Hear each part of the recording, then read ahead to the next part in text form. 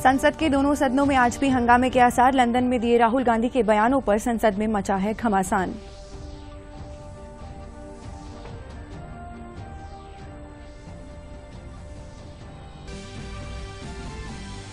Rajasthan millets conclave 2023 का आज दूसरा दिन। मुख्यमंत्री अशोक गहलोत ने कहा, मिलेट्स में रिसर्च के लिए राज्य में मजबूत इंफ्रास्ट्रक्चर है मौजूद।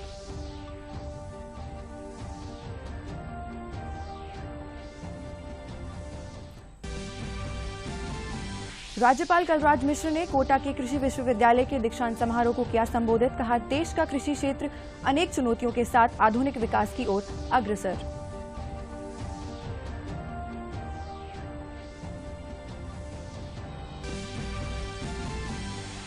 जोधपुर में G20 भारत की अध्यक्षता एवं तकनीकी शब्दावली पर राष्ट्रीय संगोष्ठी का आज दूसरा दिन। 2 दिवसीय संगोष्ठी में 12 राज्यों के प्रतिनिधि ले रहे हैं हिस्सा।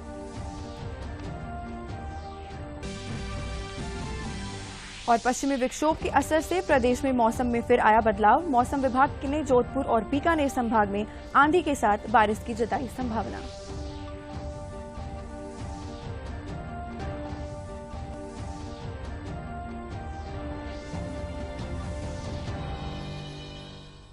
नमस्कार, दूरदर्शन समाचारों में आप सभी का बहुत बहुत स्वागत। मैं हूं आपके साथ मेघा। चलिए खबरों का सिलसिला शुरू करते हैं। लंदन में कांग्रेस नेता राहुल गांधी के बयानों से संसद में घमासान मचा हुआ है। संसद के दोनों सदनों में आज भी हंगामे के आसार हैं। सत्ता पक्ष का कहना है कि देश की गरिमा से खिलवाड़ करने पर राहुल गांधी को माफी मांगनी चाहिए। राजस्थान मिलेट्स में कामकाज किस तरह से होगा, ये अभी लाख टके का सवाल है, क्योंकि पहले दिन हम सब ने जिस तरह से दोनों सदन में हंगामा देखा, उसकी वजह से कार्यवाही में रुकावट आई। उसके बाद सवाल यही है कि क्या आज भी सदन सुचारू रूप से चल पाएगा, क्योंकि दोनों ही सदन में कई महत्वपूर्ण विधेयक लंबित हैं। सत्ता पक्ष को इस बात पर आपत्ति है कि कांग्रेस के नेता राहुल गांधी विदेश में जाकर देश की गरिमा को क्यों ताक पर रख रहे हैं। मांग है कि सदन की ओर से राहुल के बयान की भर्त्सना होनी चाहिए। तो वहीं कांग्रेस को एतराज है कि दूसरे सदन के सदस्य के बारे में किसी सदन में नहीं बोलना चाहिए। राजस्थान मिलेट्स कॉन्क्लेव 2023 का आज दूसरा दिन है।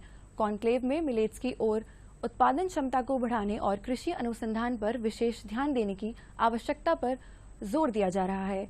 कॉन्क्लेव में उद्घाटन अवसर पर मुख्यमंत्री अशोक गहलोत ने कहा कि किसानों के सर्वांगीण विकास की योजनाएं लागू करना हमारा सर्वोच्च प्राथमिकता रही है। उन्होंने कहा कि मिलेट्स में रिसर्च के लिए राज्य में मजबूत इंफ्रास्ट्रक्चर मौजूद है। लगभग 42 कृषि महाविद्यालयों की स्थापना की गई है। इससे युवा पीढ़ी को कृषि क्षेत्र में उच्च शिक्षा ग्रहण कर भविष्य संवारने के अवसर मिल रहे हैं। राज्यपाल कलराज मिश्र ने कहा है कि देश में फसल और पशुधन उत्पादकता, न्यूनतम समर्थन मूल्य और फसल विविधीकरण को बढ़ावा देने के कारण कृषि निर्यात में भागीदारी तेजी से बढ़ी है। कृषि उत्पादों के सकल निर्यातक के रूप में देश की नई पहचान बनी है। कोटा के कृषि विश्वविद्यालय के दीक्षांत समारोह को संबोधित करते हुए उन्होंने कहा कि देश का कृषि क्षेत्र अनेक चुनौतियों के साथ आधुनिक विकास की ओर अग्रसर है। दीक्षांत समारोह के दौरान कृषि, उद्यानिकी और वानिकी क्षेत्र के 527 उपाधियां और 23 अभ्यर्थियों को स्वर्ण पदक प्रदान किए हैं। कोटा इस विशेष रुचि लेकर कार्य करे, ऐसे प्रयास करे कि मोटे अनाज से जुड़े उत्पादन के प्रसंस्करण और विपणन के लिए भी नवीनतम दिशा देश को मिल सके। इस समय देश में लगभग 85% किसान लघु एवं सीमांत श्रेणी में आते हैं। कृषि जोत का आकार भी लगातार छोटा होता जा रहा है। ज्यादातर किसान एकल फसल प्रणाली अपनाने के कारण पोषण की समस्या, मृदा एवं पर्यावरण प्रदूषण के साथ ही कृषि लागत की समस्याओं से जूझ रहे हैं। मेरा सुझाव है कि इन सभी समस्याओं को देखते हुए किसान फसल उत्पादन के साथ साथ पशुपालन, मुर्गी पालन, मधुमक्खी पालन, मछली पालन, बागवानी एवं कृषि वानिकी को समन्वित खेती में शामिल कर खेती को लाभकारी और टिकाऊ बनाने के लिए भी अंगाधिक प्रयास करें। भारत सरकार के वैज्ञानिक तथा तकनीकी शब्दावली आयोग और राजनीतिक विज्ञान विभाग जयनारायण विश्वविद्यालय जोधपुर के संयुक्त तत्वावधान में 2 दिवसीय राष्ट्रीय संगोष्ठी आयोजित की जा रही है। G20 भारत की अध्यक्षता एवं तकनीकी शब्दावली विषय पर आयोजित राष्ट्रीय संगोष्ठी में देश भर से आए विशेषज्ञ मंथन कर रहे हैं।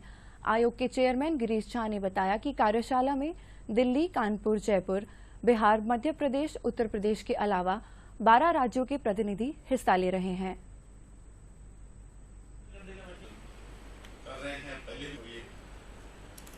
जयनारायण व्यास विश्वविद्यालय में जैसे ही भारत को G20 की अध्यक्षता मिली, अगले दिन हम लोगों ने प्राइम मिनिस्टर के साथ ऑनलाइन मीटिंग करी और उस मीटिंग में कुछ निर्णय लिए गए, जिनमें चयनित विश्वविद्यालय, जिसमें हमारा विश्वविद्यालय भी था, 75 विश्वविद्यालयों में, उस जयनारायण व्यास विश्वविद्यालय में हम लोगों ने अपना एक रूपरेखा तैयार की और वो विदेश मंत्रालय को भेजी, जिसमें हम कुछ एक्टिविटीज़ करना चाहते थे।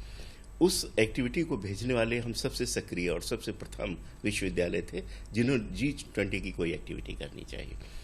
मंत्रालय ने हम लोगों के भेजे हुए मॉडल को पूरे देश में लागू करने का निर्णय लिया। कई विश्वविद्यालयों को हम लोगों के प्रपोजल बनाने के लिए कहा और हमें तुरंत स्वीकृति उसकी दी। G20 में जो आजकल नए नए डॉक्यूमेंट्स बन रहे हैं, नई शब्दावली बन रही है, उनमें से ऐसी कौन सी शब्दावली जिसका हमें भारतीय भाषा में अनुवाद करना है, ताकि भारतीय भाषा में जो संबद्ध विषय हैं G20 के, जैसे इकोनॉमिक्स है, वाणिज्य होगा, प्रशासन होगा, टेक्नोलॉजी होगा, तो इन सब के शब्दों का चयन करके हम ये देखेंगे कि वो शब्दावली पहले हमारे यहाँ बनी है कि नहीं बनी है। नहीं बनी है तो उसको हम बनाएंगे। तो इस विषय पे ये 2 दिवसीय गोष्ठी हो रही है। इसकी खासियत 2-3 खासियत है इस सेमिनार की। पहली बात तो ये, जो लोग इस सेमिनार में प्रतिभागी के रूप में, उन सबको आमंत्रण जो है आयोग ने खुद ने भेजे हैं। ये सभी शिक्षक हैं, ये सभी शिक्षण का कार्य कर रहे हैं और इन 2 दिन की इस वर्कशॉप में जो विभिन्न तकनीकी शब्द इस संदर्भ में चर्चा में आए, उस पर चर्चा की जाएगी। भरतपुर के ग्रामीण हाट मैदान में अंतर्राष्ट्रीय महिला दिवस के अवसर पर संभाग स्तरीय राजीविका प्रदर्शनी का आयोजन किया जा रहा है। इसमें भरतपुर जिले सहित कलपुर, सवाई माधोपुर की महिलाएं राजीविका के तहत दुकानें लगा रही हैं। दुकानों पर उनके द्वारा हस्तनिर्मित उत्पादों की प्रदर्शनी लगाई गई है। प्रदर्शनी का उद्घाटन तकनीकी शिक्षा एवं आयुर्वेद राज्य मंत्री डॉक्टर सुभाष गर्ग ने किया। इस दौरान संभागीय आयुक्त, जिला कलेक्टर और जिला परिषद के CEO सहित अन्य अधिकारी मौजूद रहे। संभागीय स्तर की प्रदर्शनी है जो अंतर्राष्ट्रीय महिला दिवस के उपलक्ष्य में 11 मार्च से 15 मार्च 5 दिवसीय रहेगी। इसमें जो महिलाओं के स्व निर्मित जो प्रोडक्ट हैं वो ला करके यहाँ प्रदर्शित किए गए हैं। उनको बढ़ावा देने के लिए, चूँकि ग्रामीण स्तर पर उन प्रोडक्ट को उसी स्तर तक सीमित थे, फिर हमने पंचायती स्तर तक और जिला स्तर तक और संभाग स्तर तक ला करके इस तरह के मेले लगवा करके, प्रदर्शनियां लगवा कर इनको बढ़ावा दे रहे हैं। राजीविका ने हमको बहुत अच्छा प्लेटफॉर्म दिया और राजीविका की वजह से हम काफी अच्छी, हमारी आर्थिक स्थिति में बहुत सुधार है। पहले मेरे घर की स्थिति बहुत डाउन थी, बहुत स्थिति खराब थी। जब से मैं राजीविका से जुड़ी हूँ, जब से मुझे बहुत बेनिफिट मिला है इस काम में और मैं बहुत आगे बढ़ना चाहती हूँ और बढ़ूंगी। मैं मेहनत बहुत करती हूँ। अभी भी मैंने 17 जिलों में काम किया है इस साल। राज्य सरकार ने गोडावण के संरक्षण के लिए डेजर्ट नेशनल पार्क जैसलमेर को 2500 हेक्टेयर भूमि आवंटित की है। डेजर्ट नेशनल पार्क की DFO आशीष व्यास ने बताया कि अप्रैल से शुरू हो रहे गोडावण के ब्रीडिंग सीजन में संरक्षण के लिए ग्रासलैंड विकसित किया जाएगा, साथ ही नए बाड़े बनाए जाएंगे। इस भूमि पर पक्षियों के संरक्षण और प्रजनन के लिए बेहतर संसाधन उपलब्ध कराए जाएंगे।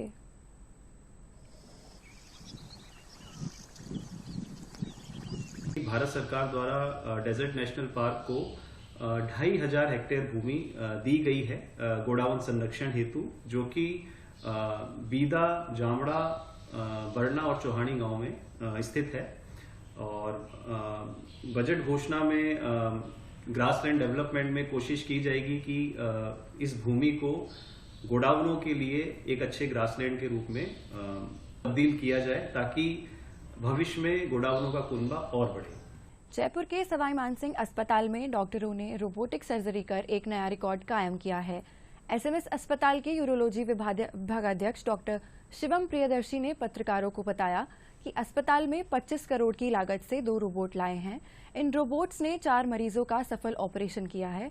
डॉक्टर प्रियदर्शी ने बताया कि इस रोबोटिक असिस्टेड नेफ्रोटोमी कहा जाता है। यह सर्जरी पूरी तरह दर्द रहित है।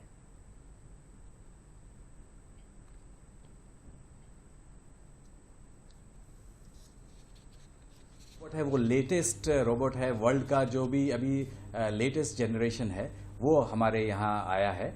और यदि कहें तो उत्तरी भारत में ये पहला स्टेट मेडिकल कॉलेज है जहाँ रोबोट आया है, और पूरे भारत में कहें तो ये दूसरा स्टेट मेडिकल कॉलेज है जहाँ पर दा विंची एक्सआई रोबोट आया है। और यदि 2 रोबोट का कहें जो कि एक साथ आए हैं, वो पहली बार रोबोटिक हिस्ट्री में हो रहा है कि एक स्टेट मेडिकल कॉलेज में 2 रोबोट आया। तो ये बहुत गर्व का विषय है। अभी तक हमने 4 ऑपरेशन किए हैं। शुक्रवार को 2 ऑपरेशन हुए थे, शनिवार को 2 ऑपरेशन हुए थे, और चारों ऑपरेशन जो 3 में तो पूरे गुर्दे ही डैमेज थे। किसी का स्टोन की वजह से, किसी के इन्फेक्शन की वजह से, किसी के जन्मजात रुकावट की वजह से गुर्दे खराब हो गए थे। उनका ऑपरेशन करके उनको सफलतापूर्वक निकाला गया।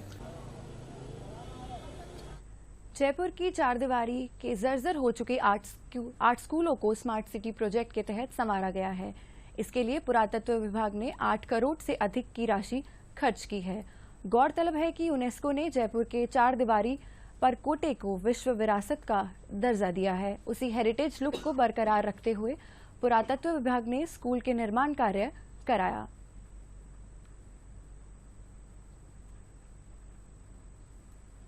जयपुर की 8 स्कूलों को जो कि स्मार्ट सिटी के तहत हमने उनका रिनोवेशन और उनके कंजर्वेशन व प्रिजर्वेशन का काम किया है।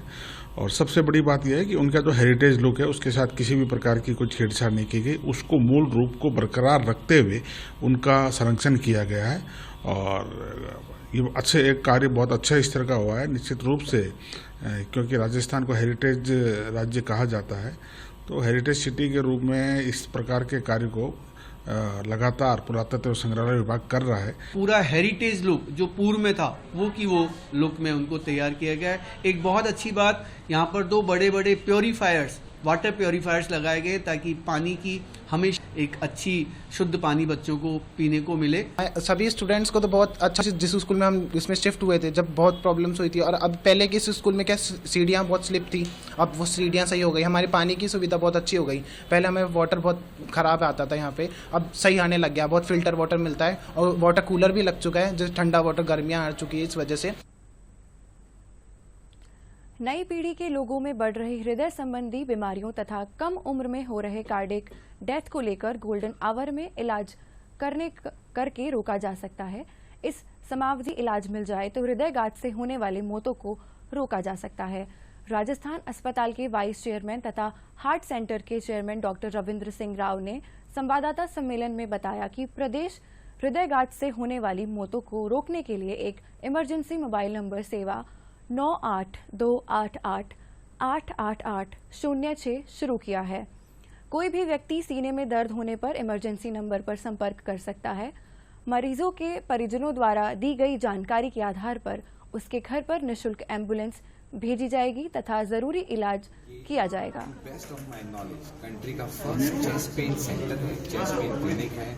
इसका जो मेन एम है कि हार्ट अटैक के कारण जितनी अकस्मात मृत्यु हो रही है उसको हम कैसे कम कर सकते हैं, कैसे बचाया जा सकता है।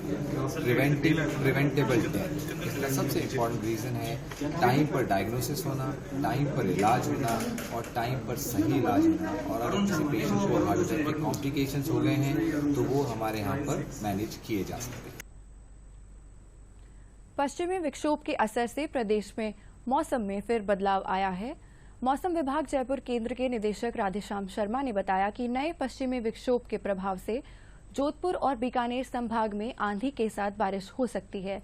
15 मार्च को मौसम शुष्क रहने और 16 मार्च से एक और नया पश्चिमी विक्षोभ प्रदेश में सक्रिय होगा। इसके असर से प्रदेश में आंधी बारिश की संभावना रहेगी। इसका असर 18-19 मार्च तक राज्य के अलग अलग हिस्सों में देखने को मिल सकता है। इसी के साथ मुख्य समाचार एक बार फिर। संसद में दोनों सदनों में आज भी हंगामे के आसार। लंदन में दिए राहुल गांधी के बयानों पर संसद में मचा है घमासान।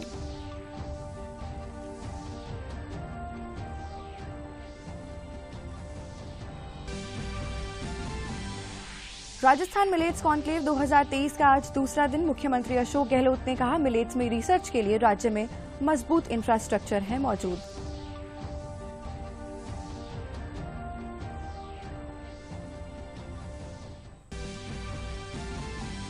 राज्यपाल कलराज मिश्र ने कोटा के कृषि विश्वविद्यालय के दीक्षांत समारोह को किया संबोधित।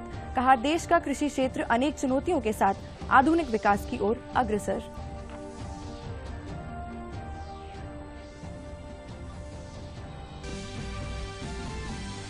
जोधपुर में G20 भारत की अध्यक्षता एवं तकनीकी शब्दावली पर राष्ट्रीय संगोष्ठी का आज दूसरा दिन। 2 दिवसीय संगोष्ठी में 12 राज्यों के प्रतिनिधि ले रहे हैं हिस्सा।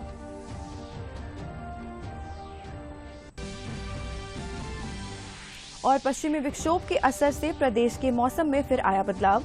मौसम विभाग ने जोधपुर और बीकानेर संभाग में आंधी के साथ बारिश की जताई संभावना।